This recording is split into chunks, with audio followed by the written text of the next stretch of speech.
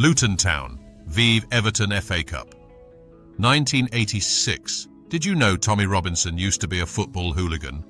Well, he did, and he ran with the Luton Town MIGs, who are a very underestimated football hooligan, according to my contacts. This story relates to the MIGs run-in with Everton's County Road Cutters during 2 matches in 1986. Here's the stories. Luton MIGs member Chris told us, "The trouble with Luton is we just don't have the numbers of the bigger firms. If we play Watford or someone local, we got a few more lads turn up. But in general, we have a small, tidy, close-knit firm that is very underestimated. Just ask Everton among many. We played Everton in the 85-86 season and drew 2-2 at Luton. Tommy Robinson was with us. Although that's not what we called him back then. Anyway, Everton brought a few down and we found them outside the ground and give them a terrible beating. One of them fired a flare gun at us, and that was the first time I had ever seen a flare gun used.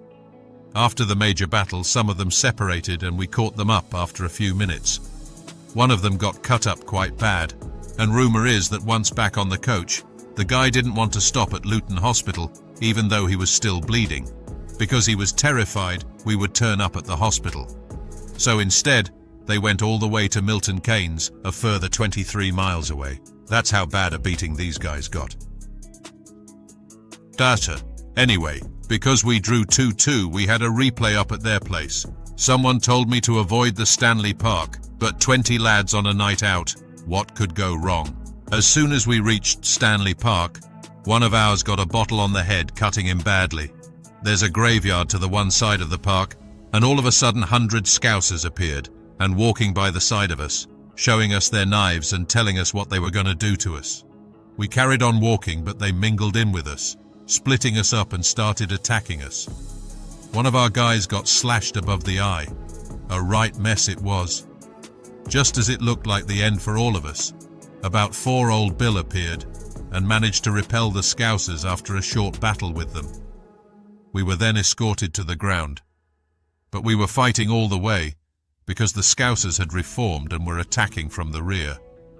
We managed to get to the ground, but now the worry was getting back to the coach.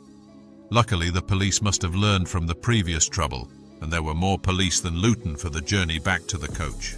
Everton County Road Cutter member Alan told us, "I remember this one because Luton had battered one of our youth firms at their ground on the Saturday. I suppose a massive FA Cup game for them, so they must have turned out for it. One of our lads got stabbed and was quite bad in hospital, so a number of CRCs were out for revenge. We didn't think they would bring many, and to be fair, they bought a few hundred scarfers mainly, but we were interested in their firm who had attacked our youth firm.